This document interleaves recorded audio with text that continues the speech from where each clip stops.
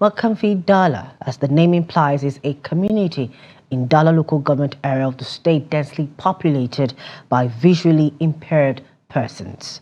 Despite having some people who see properly, the name of the community remains the same, as most of the visually impaired persons, numbering over 300, are still living in the area, as attested to by the Sarkin Makafin Kano. TOS TV's Lubabatu Garba engaged the Sarkin Makafin on many survival strategies of his subjects, most of whom have one vocational skill or the other. One familiar with Dala area in Kano will understand that many visually impaired persons who beg in the neighboring areas like Gommaja, Kurna, Kofar Mazugal, Jakara, Koki and other areas were from Makafin Dala. What most people do not know about these people, however, is that apart from begging, they also earn a living through vocations such as knitting and carpentry. Even though they were trained on different vocations, they said due to government's inconsistency, they were abandoned and left with no hope in life than to continue with their begging.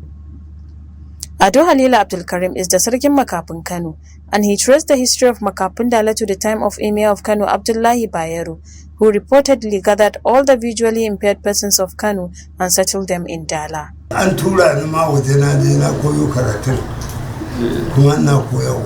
that time, the visually impaired persons do nothing to earn a living except begging. That was until when the Kano state government decided to change the trend by sending some of them to be trained on vocational skills. I was among the first set of people to undergo training on vocational skills in Lagos and Enugu.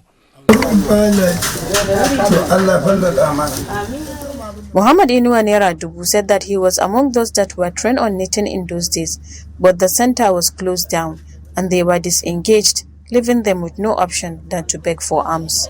I was among those trained on knitting, but when the center was closed, we were not empowered in any way to start a business. This left us with no option than begging. If the government would revisit the idea of training the physically challenged persons, I am sure we will leave the begging forever. Bye-bye. The community called on the government to look into their plight and reinstate those allowances and make education affordable to encourage the visually impaired children to attend schools and become better equipped for the future.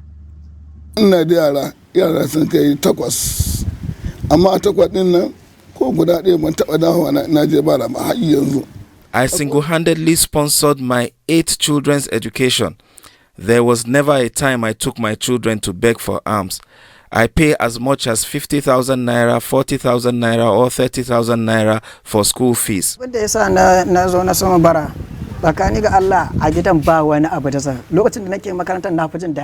a visually impaired person from a less privileged family, I struggle to make ends meet every day. My ambition is to become a political scientist, but lack of sponsorship to further my education made me abandon school for begging. The state government has failed to support me in any way.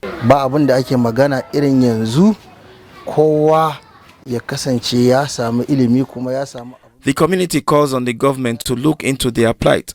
I believe policies like allowances for people living with disabilities should be reinstated.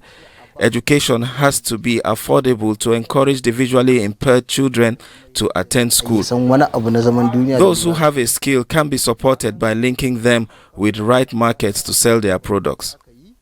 The visually impaired alongside other persons with disabilities usually roam the streets and other public places in Kano seeking to be helped to survive.